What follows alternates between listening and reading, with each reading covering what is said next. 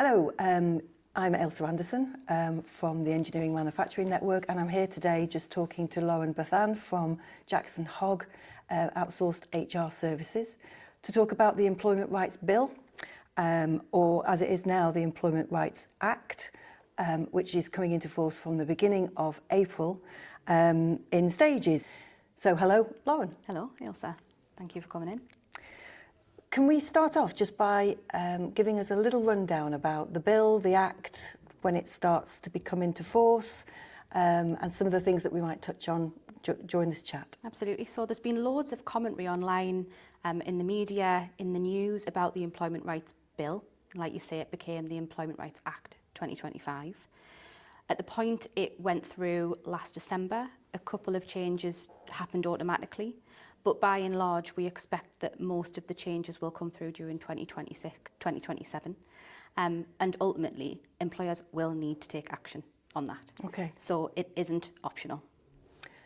Okay, that's good. It's good to know. So what are some of the major differences and the major changes? So if we just touch on some of them and then we'll dig in a little bit more deeply into some of the other areas. And I'm an HR person, and yet I'm still referring back to my book because I wouldn't be able to hold all of that in my mind. So some of the changes that have already happened have been to things like paternity leave and ordinary parental leave. We've also already seen some changes around trade union activity and ballots and taking part in industrial action. So those things happened straight away as soon as the bill became law through the Employment Rights Act 2025. However, there are a number of changes that will come through in April 2026. Have you heard employers and EMN members talk about what they're expecting to change this April? I think the thing that most of the EMN members have made reference to, or the biggest issue, is around dismissal. And the believe the changes, there was a lot of toing and froing as the bill was being discussed around how long somebody needs to be with you before they have full employment rights when it comes to dismissal. So that's one of the key areas that we've certainly had questions about. Yeah, absolutely. And I think that unfair dismissal at an earlier stage than the current 2 years qualifying service is something that has caught the attention of all employers. It isn't an industry-specific thing, it's an employer-specific thing, which is why I suspect that all members will be interested in it to varying degrees. So if I touch on that first, so currently an employee needs 2 years of qualifying service to bring an unfair dismissal claim at an employment tribunal. The bill originally proposed that would become a day one right, but after the back and forth and the ping pong, the bill has now, the Employment Rights Act is set on 6 months of service. 6 months? Yes, and that will be the case in January 2027, which therefore means, working backwards, that although the change hasn't come in yet, anyone who's starting in a business from this July, who has 6 months of service in January 2027, will have the 6 months qualifying service to bring an unfair dismissal claim through an employment tribunal. So 25% of the service that they would have had in times gone by. And if you think about it, anybody who's going to join the business in July, the organisation's probably at this point recruiting out to now. advert and in recruitment. So we need to think about what does this mean upstream for all of those processes before someone hits the office on day one. That's quite a big change. What does that mean then for an employer? What should they be doing? What changes need to be made in order to reduce the risk for them? Absolutely. And I think that parting ways with people, the risk profile of that will change post January 2027.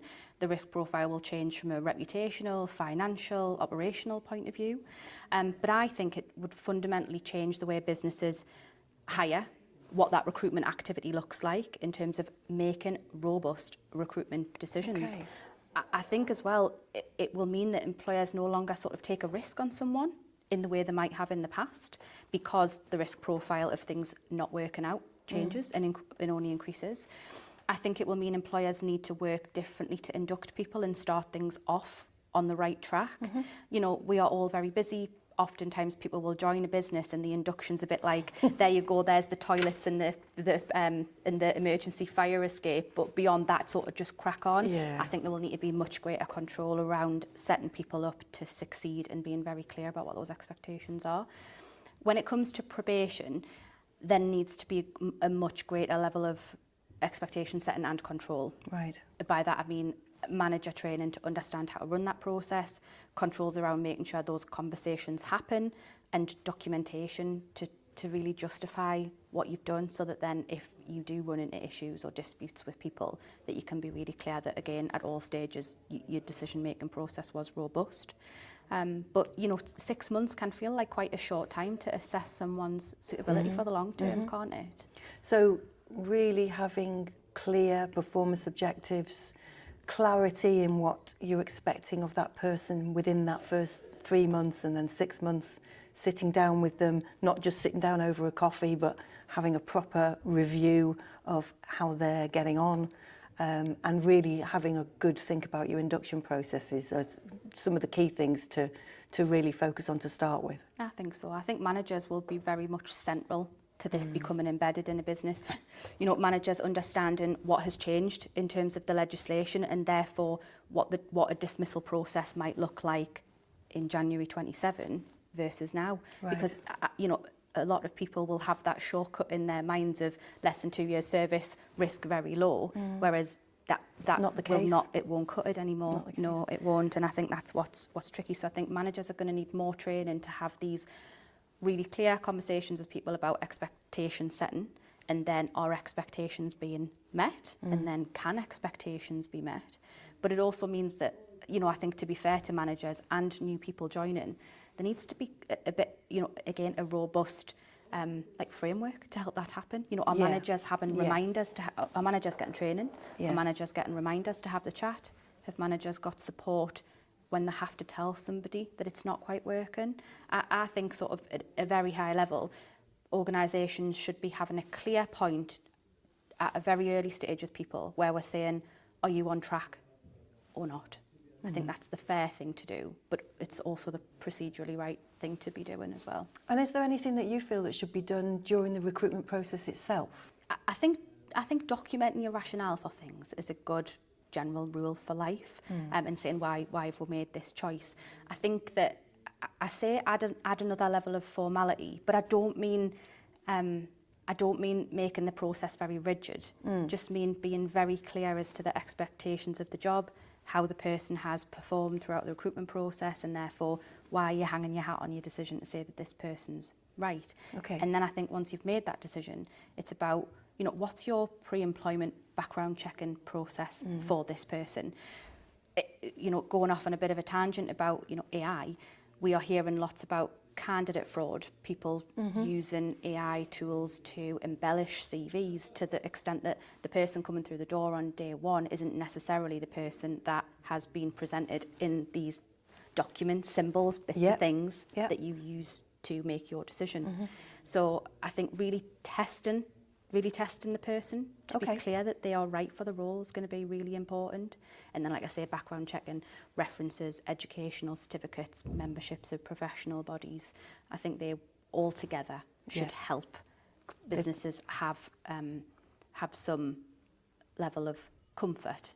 So it all sounds a little bit scary to some extent for some employers. However, I think the key thing to know is that there are people out there that can help and can guide through. Yeah. So, and that's one of the things that Jackson Hogg does. Absolutely, yeah. We are STEM specialists, and we are specialists for SMEs.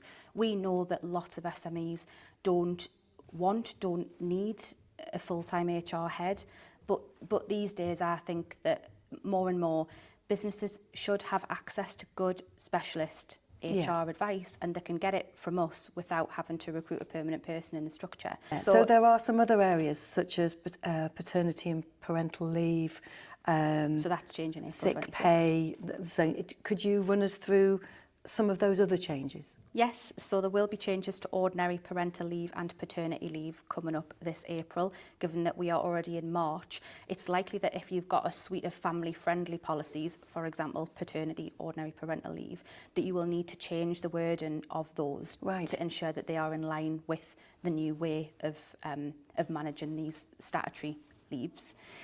SSP will already change, so statutory sick pay will change in April 26. More specifically, the 3 waiting days will be removed and it'll be payable from day one. From the first day? That's right, and the lower earnings limit will also be removed. So again, if you have a sickness absence policy that refers to how the SSP works, that will also become out of date unless you update it in April once this goes through. The Collective Redundancy Protective Award will also increase. So what does that mean? Can you give me a bit more? Absolutely. So when businesses are thinking about making more than 19 redundancies at a single establishment, so, you know, large-scale redundancies, they have to consult collectively on the redundancy, which comes with certain procedural obligations. But if employers are getting that wrong, the potential costs will increase. So the costs that a tribunal, the compensation that an employment tribunal would award will increase. So again, it changes the potential penalties for employers of getting this wrong, which only underlines the need to have really good independent HR support. Also critically, you know, we've seen the law change over the last few years around sexual harassment and employers having to take more proactive steps to prevent sexual harassment in the workplace. But from April 26, sexual harassment will become a qualifying disclosure under whistleblowing legislation. Can you explain that a little bit more? So whistleblowing legislation is about when an individual makes what's called a qualifying disclosure, so raises an issue about some sort of wrongdoing or something not right that affects people in some way. It will sometimes meet the definition of a qualifying disclosure under whistleblowing legislation, which allows that person or gives that certain person certain protections against, you know, victimisation, retaliation. And from April, if somebody, you know, makes a complaint about sexual harassment, they will be covered by this additional piece of legislation too. So for employers, I would say if you haven't been doing anything around training or raising awareness through with your employees about what sexual harassment in the workplace is and what appropriate conduct is, that you should be doing something about that. As a way that at that point you can evidence that you have been proactive in trying to prevent it from happening as opposed to reacting to it once it's happened. Absolutely. Again, I think that comes back to all of this stuff that, you know, employers generally are very much invested in doing the right thing and taking the right steps, but it's about documenting what you have done, not just to be able to justify your position when something goes wrong, but also to be comfortable that you've got lots of the right architecture in place to run a compliant, efficient, healthy business. It is about being proactive, and that's why I would say that if you're an employer and you don't know how these things will filter through to all sorts of conversations and processes that happen in your business, I would start by having a chat with an HR specialist about what's your approach going to be to these various things that will happen. And updating your staff handbooks and everything that's associated with that. Okay. Thanks, Lauren. That's great. Thanks, Ilse. I think that's probably all we need to cover.